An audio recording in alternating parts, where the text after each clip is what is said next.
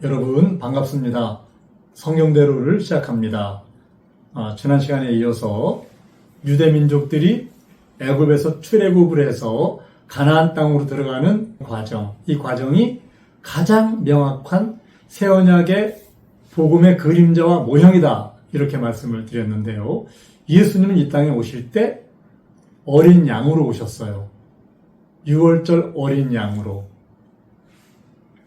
애굽에서도 어린 양을 잡아서 그 피를 바르고 그들이 죽음의 사자를 면했는데요. 예수님이 이 모형의 실체가 되셨거든요. 그리고 우리는 이 실체에 연합할 때 그 실체와 하나가 되어서 우리는 하나님의 경륜 안에 들어갈 수가 있습니다. 지금 출애굽해서 가나안 땅 가는 이 모형과 그림자를 하나하나 풀어가고 있는데요. 오늘은 하나님이 그 좋은 애굽 땅을 유대민족에 주지 않으시고 가나안 땅으로 먼 길을 보내시는 이유. 제가 우리 하나님은 능치 못하심이 없는데 가장 살기 좋고 다른 데 기근이 들어도 풍요로운 이 애굽 땅을 애굽 민족들에게서 뺏어서 이스라엘 민족에게 주신댔잖아요. 그걸 안 하시고 그 땅을 출애굽하게 하시거든요. 그 이유가 무엇인지 그 부분에 대해서 저희가 이번 시간에 성경을 공부하도록 하겠습니다. 이제 야곱의 가정이 70명이 애굽으로 내려옵니다. 그들은 총리의 가족으로 굉장히 큰 특혜를 받았습니다. 그리고 요셉의 가정에 대한 예우를 하는 그런 의미로 이제 바로의 짐승을 주관하게 하는 그러한 벼슬도 합니다. 바로에게도 많은 말도 있고 바로의 나라에는 굉장히 많은 짐승들이 있지 않겠어요? 그것들을 이제 요셉의 형제들에게 맡기는 거예요. 그러니까 공무원으로 특채가 된 거예요. 이제 그들이 애굽을 내려왔어요. 요셉이 자신의 형 5명을 바로에게 데리고 갑니다. 창세기 47장에 형들 중 5인을 택하여 바로에게 보이니 바로가 요셉의 형들에게 묻되 너희 생업이 무엇이냐? 그들이 바로에게 대답하되 종들은 목자이온데 우리와 선조가 다 그러하니이다 하고 그들이 또 바로에게 고하되 가나안 땅에 기근이 심하여 종들의 떼를 칠 곳이 없기로 종들이 이곳에 우거하러 왔사오니 청컨대 종들로 고센 땅에 거하게 하소서, 이렇게 얘기를 합니다. 고센 땅은 목축하기가 아주 좋거든요. 바로가 아주 흔쾌히 승낙을 합니다. 그래, 거기 살아, 이렇게 얘기를 해요. 그리고 바로가 요셉에게 말합니다. 창세기 47장 5절에 바로가 요셉에게 일러 가로되 내 아비와 형들이 내게 왔은즉 애굽 땅이 내 앞에 있으니 땅의 좋은 곳에 내 아비와 형들로 거하게 하되 고센 땅에 그들로 거주하게 하고 그들 중에 능한 자가 있는 줄을 알거든 그들로 나의 짐승을 주관하게 하라, 이렇게 얘기를 합니다. 그리고 요셉의 아버지 야곱이 직접 바로를 만나게 됩니다. 그 바로는 지금으로 얘기하면 미국의 트럼프 같은 위치에 있는 사람이에요. 그 당시에 이 땅의 가장 강한 나라, 초강대국이 애굽이었거든요. 그런데 그 애굽 왕을 만나서 그에게 축복을 한다는 것은 아무나 할 수 있는 게 아니잖아요. 그만큼 요셉을 존중하고 요셉의 가족을 바로가 존중을 했습니다. 창세기 47장에 보면 요셉이 자기 아비 야곱을 인도하여 바로 앞에 서게 하니 야곱이 바로에게 축복하며 바로가 야곱에게 묻되 내 연세가 얼마뇨? 야곱이 바로에게 고하되 내 나그네 길의 세월이 130년이니이다. 나의 연세가 얼마 못되니 우리 조상의 나그네 길의 세월에 미치지 못하나 험악한 세월을 보냈나이다 하고 야곱이 바로에게 축복하고 그 앞에서 나오니라. 요셉이 바로의 명대로 그 아비와 형들에게 거할 곳을 주되 애굽의 좋은 땅 라암세스를 그들에게 주어 기업을 삼게 하고 또 그 아비와 형들과 아비의 온 집에 그 식구를 따라 식물을 주어 공개하였더라. 이제 굉장히 좋은 땅도 받고요. 부유하게 애굽에 정착을 하게 되는 거예요.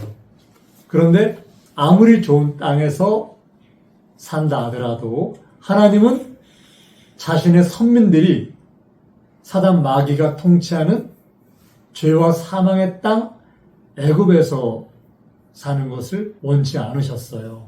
그래서 하나님은 아브라함에게 말씀하신 대로 하나님 본래의 계획대로 400년간을 종살이하게 하시는데 그 종살이하는 과정에서 그 이스라엘 민족을 통해서 하나님의 영광을 드러내시려고 하는 그런 계획도 있으셨던 것 같아요.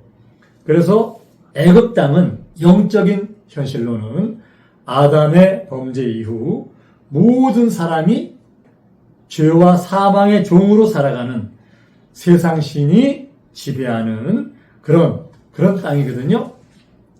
하나님은 자신의 선민들을 마귀가 지배하는 애굽 땅에서 해방시키셔서 하나님께로 죄와 사망에서 해방된 의와 생명으로 인도하시기를 원하세요. 그래서 하나님은 그 땅은 비록 굉장히 살기는 좋은 비옥한 땅이지만 이 땅은 죄와 사망과 사단의 권세의 땅으로 하나님이 이 땅을 유대인들이 살 수 있는 땅으로는 인정을 하지 못하시는 거예요.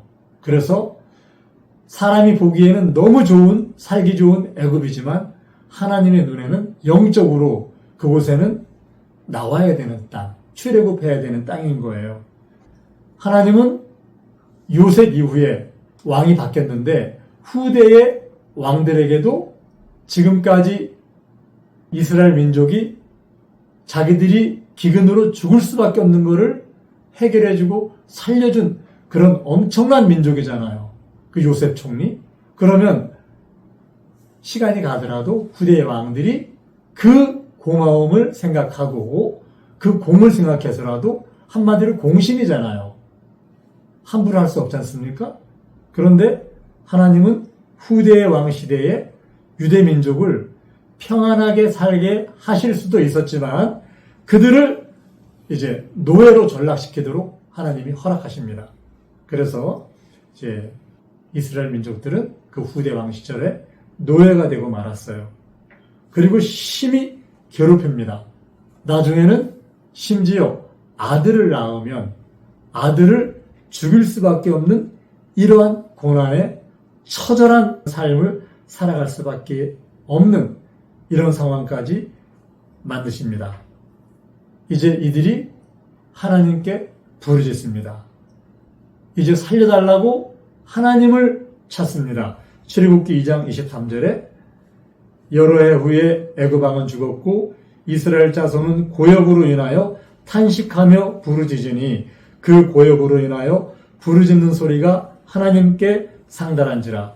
하나님이 그 고통 소리를 들으시고 아브라함과 이삭과 야곱에게 세운 그 언약을 기억하사 이스라엘 자손을 권념하셨더라. 여러분, 여러분들이 사시는 이 땅 굉장히 좋으시죠? 이 땅은 풍요롭고 문명이 발달해서 굉장히 삶이 편리합니다. 아마 애굽 땅이 그 당시에 그랬을 거예요. 사는데 걱정이 없는. 그러나 하나님은 이 땅에서의 육체가 편안한 삶을 하나님은 기뻐하지 않으세요. 하나님은 우리 영이 세상 나라가 아닌 하나님의 나라에 속한 영원한 생명 안에서 하나님이 주시는 평강을 누리면서 사는 것을 원하세요.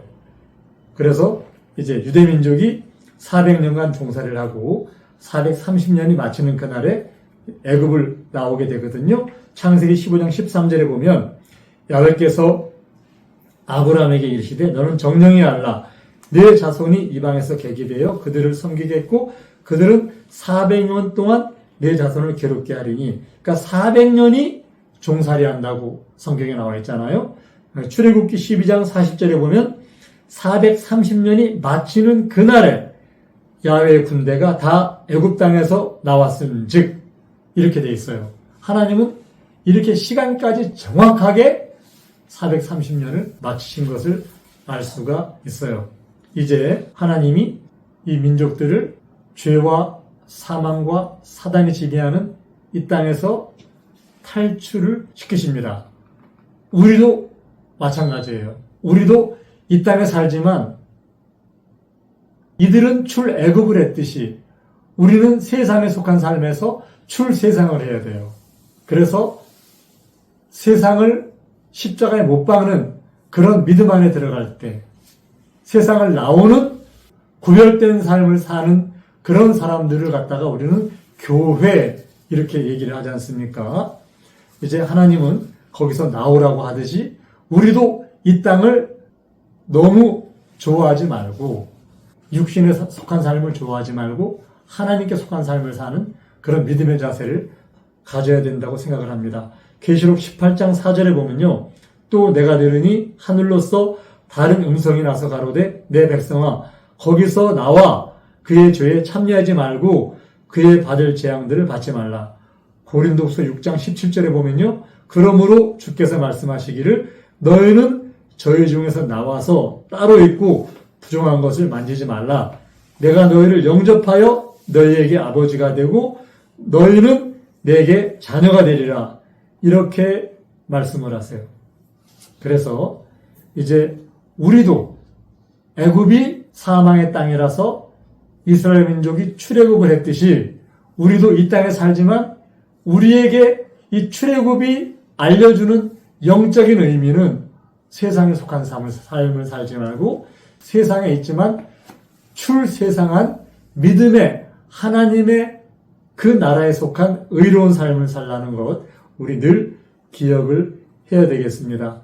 가나안 땅에 들어가려면 하나님 나라에 들어가려면 가나안 땅 가려고 하면 무조건 출애굽을 해야 되잖아요. 하나님 나라에 들어가려면 무조건 출세상을 해야 돼요. 세상에 속한 삶을 정리해야 돼요. 우린 이러한 믿음을 가져야 될 줄 압니다. 갈라디아서 6장 14절에 보면요. 그러나 내게는 우리 주 예수 그리스도의 십자가 외에 결코 자랑할 것이 없으니 그리스도로 말미암아 세상이 나를 대하여 십자가에 못 박히고 내가 또한 세상에 대하여 그러하니라. 사도 바울이 이렇게 고백을 했어요. 내가 세상에 대해서 십자가에 못 박혔다. 그러니까 나에겐 세상이 없는 거예요. 세상도 나에 대해서 십자가에 못 박혔다. 나는 세상을 나온 사람이 된 거예요. 세상과 상관이 없는 사람이 된 거예요. 왜? 세상이 십자가에 못 박혔으니까. 세상이 죽었으니까. 이런 믿음으로 살아가는 거예요. 누가복음 9장 23절에 보면요. 나를 따라오려거든 자기를 부인하고 날마다 제 십자가를 지고 나를 따를 것이니라. 이렇게 기록하고 있거든요. 날마다 십자가를 지는 삶. 날마다 나를 돌아보며 하나님 앞에 무릎을 꿇고 회개하며 세상에 속한 나를 지워내는 삶. 이런 삶을 사는 십자가에 세상을 못 박는 삶. 이걸 하나님은 원하세요. 사도 바울이 굉장히 겸손한 사람이잖아요. 그런데 그가 큰 소리로 자랑하는 게 하나 있어요. 그게 고린도전서 15장에 나의 자랑을 두고 단언한다. 나는 날마다 죽는다. 이렇게 고백했거든요. 사도 바울도 날마다 자신을 하나님 앞에 십자가에 못 박는 삶을 살았어요.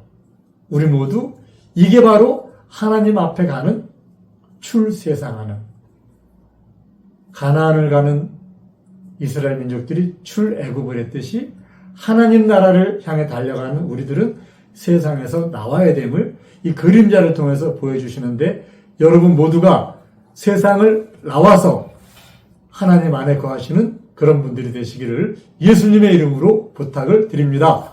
성경대로